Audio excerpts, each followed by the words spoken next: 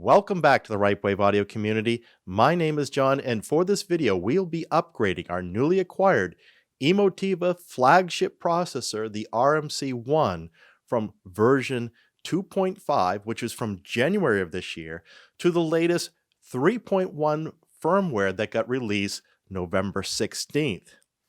In this video, we're going to be focused on the upgrade process itself, not the end resulting quality. That will come out in subsequent videos when we really get to run the RMC-1 through its paces and see if the stability is there, see if the quality is there.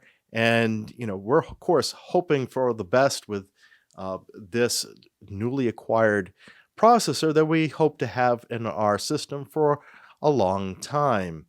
And we're going to be giving you the feedback, both the good and the bad, all along the way.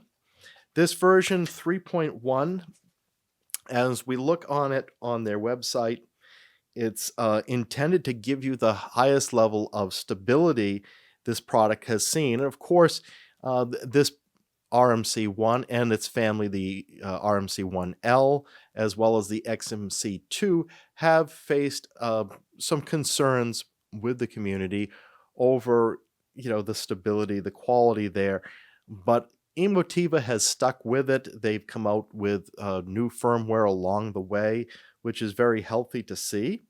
And this one is very recommended. Once you put in the 3.1 firmware into a processor with an older firmware, you cannot go back. So it's only a path forward. If you buy a new RMC-1 that's been shipping since mid-November, it will have 3.1 or better firmware within it. So there's no going back after this upgrade, but from what we hear on the street is most of people who have been upgrading have had positive results. So we hope that we're going to have the same here. But I wanted to talk about this upgrade process because it's a bit different than other products. Now, of course, we also have our Marantz Cinema 50 processor, and its upgrade process is over the air, which means with an internet connection, I can just hit an update button. It will check for updates available and give me the choice to do the upgrade, or I can even set it to automatic updates. So periodically, the system's going to check to see if there's a new version out there on the web and upgrade the Cinema 50. The process that Emotiva is using is a bit more manual, but I'll tell you, it's not like the processor that we're replacing, which is the real historical now Sony TAE 9000ES. And at the time, and when it came out, in 1998, being able to update a processor was fairly new, or receiver for that matter. And the way you did it back then was through an RS-232 port, using a cable like this. I think this is one I've actually used with it. And you'd need a null modem on here. And yeah, it's a DB9 connection. You put it onto your PC. PCs nowadays don't even have serial ports, but you'd get the file from Sony and you'd run the package. It would only run on a Windows machine. It didn't work with Linux or Mac. And making sure your COM port was set up with the right settings, then you could load the firmware onto the processor. And Sony had less than a handful of upgrades, maybe 2, 3. Not certain of the exact count now. I've lost track of it. But they did do some updates. And so you got the valuable of an upgradable processor. Nowadays, there's more updates that often get released by these manufacturers. And they stick with them for a longer period of time. Sony gave up on that one a few years out. I think by 2001, 2002, they stopped doing firmware upgrades on it. So here we are with the Emotiva, and of course, it all starts with their website. So you go onto the Emotiva website, you choose Customer Center, hit Firmware Downloads. It takes you over to a page of resources, select the respective models. Mine's an RMC-1. And then it takes you to the Emotiva Lounge, which you do not have to log on to, but you can. It gives you a README file. I printed that out, which I think is very helpful. And then you select there the Dropbox link that is provided, and then you can hit download. So this is without logging on or anything, and it downloads to your machine. I'm seeing here, I think it's about 40 megabytes, the file that downloads. Now, Emotiva gave me a USB stick with this unit. It did come with a USB stick with nothing on it, so it was all ready to do for your upgrades. So I will say a caveat here is follow the Emotiva instructions, not this video. I'm just showing you what my experience is. They're the experts with their own product, and you should follow the steps. The way this is doing the upgrade, there are some critical parts to this. You don't want to, let's say, brick the RMC-1. You want to follow these steps precisely here.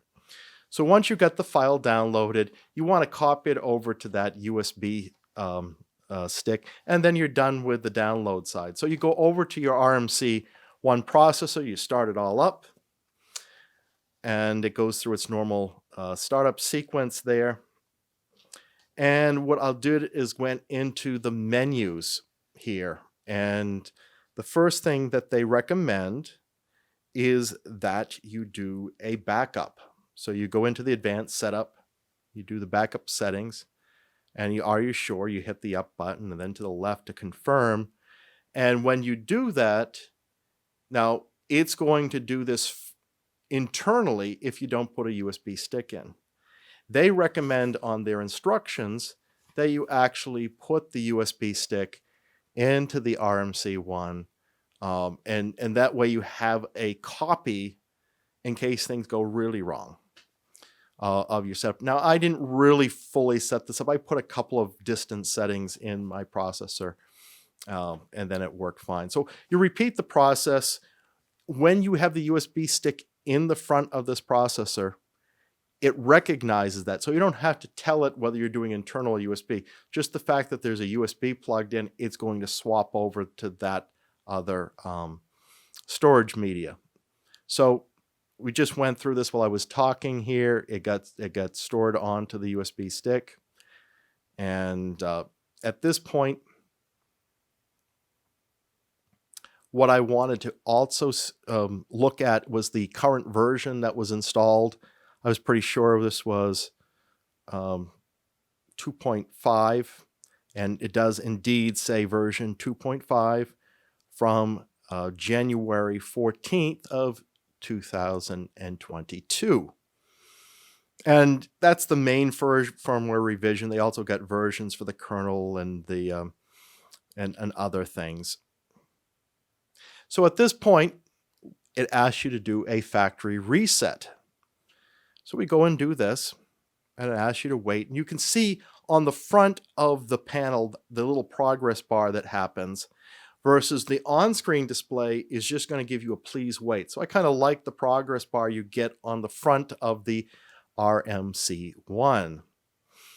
And you can see this moving along. Now, part of this video, we're showing this in real time as we are right now. In other cases where the process is long, I've sped it up there. So after you do the factory reset, the next step in this is to do the firmware update. So you have that USB stick in there that you've copied the firmware to. You've checked the box. You're going to confirm that you're going to do the firmware update. You hit the left arrow button, and it starts copying the firmware off the USB stick and brings it into the memory of the RMC-1. So this copy takes a little bit of time here.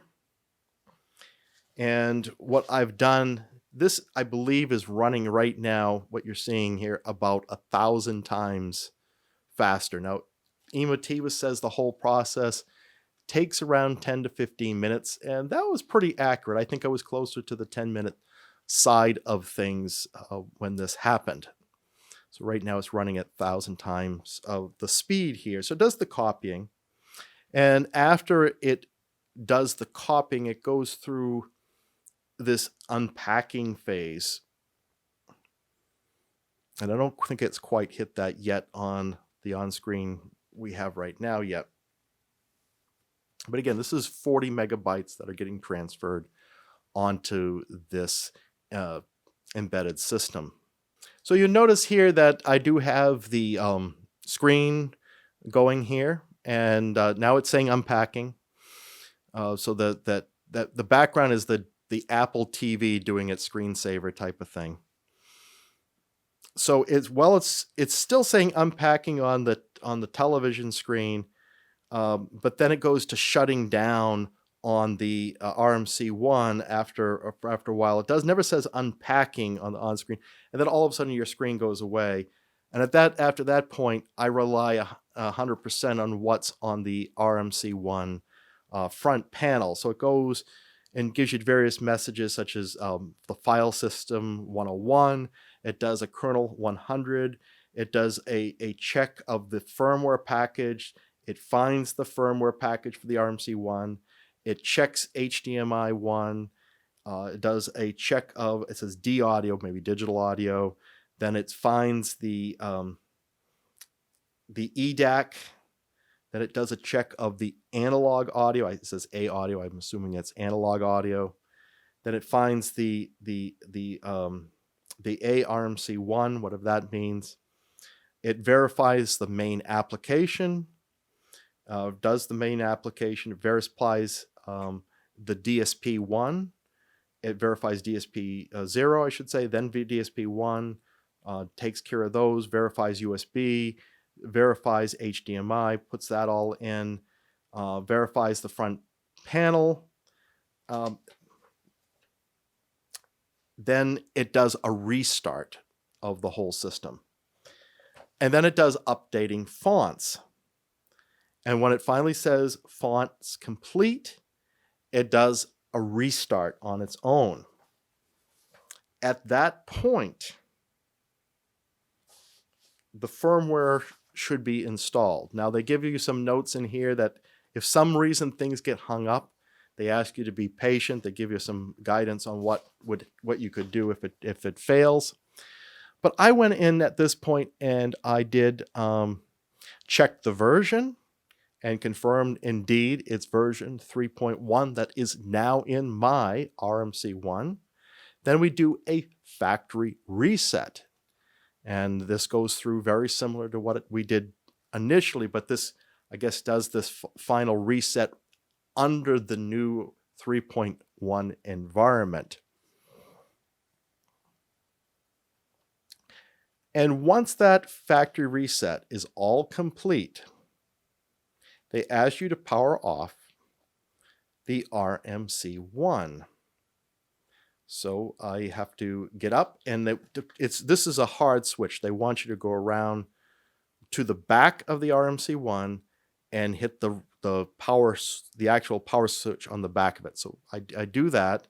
They also want you to completely unplug your television and wait at least 30 seconds. And they say, and wait a little bit longer. So I think I end up waiting about a minute and a half just to be sure. Then they have you plug the television back in, and then they have you turn on the RMC from the back of it again. And then it goes through a startup sequence. Right now, this is running at 300 times the speed on the startup here. But this is just the initial startup after everything's been done. And once the RMC is fully started, it's going to display HDMI 1 for the video and the audio on the left panel there. And with that all good, they ask you to go in and check to see if the video remains on is selected. There was nothing for me to do. That was already selected there. as we're going to show here in a second. And there it is. The video remains on, is viewable. And then final step here is to restore your configuration. And for the restore, you're going to need to bring back your USB stick. I guess it's probably still in memory, but I didn't check that. I went to USB stick as the next step here. And so with the USB put back in, we do a restore settings, confirm that. Are you sure? Yes. And it restores your configuration. That's your speaker setups and all those settings. And once the restore is done from USB, they say this is a good time to check to see if everything is normal. And it's as normal as I know for only a few weeks of using this. I really haven't used it extensively because I've been spending more time with the Marantz initially because I'm still waiting for amplifiers to come in. So with this done, I can untake the USB stick out from this. And this is where I did kind of just test for that normal. And also confirm that restore works. So like I said, I put in the front speakers at 10 feet. So we're going to go into that preset 1 and verify that it's still set for the front speakers at 10 feet. But I really haven't fully programmed this yet. I mean, currently it's set to large. I just did that. I usually set them to small, but here it is at 10 feet or 3 meters. And that is all good. If you're considering buying one of these, think about what type of buyer you are. If you want things that are kind of plug and play, then maybe something more like the Marantz Cinema 50 is better for you because you can just set the over-the-air updates with that. But if you're more somebody who likes to get into the inner workings of these things, I didn't find the process difficult. Certainly it's easier than what was on my old Sony using a serial cable, but not as easy as the Marantz. But I have no complaints about it. I kind of like, in a way, not setting up automatic updates on some of this stuff. Gives me a little bit of more control of when I want the updates to occur. So what are your thoughts? What type of firmware upgrade experience do you prefer? Or what are you willing to live with? Is this acceptable to be having a USB stick in this day and age to transfer the firmware files from the internet to your processor? That feedback would be useful to the Ripewave audio community. And if you enjoyed this video, please like and subscribe.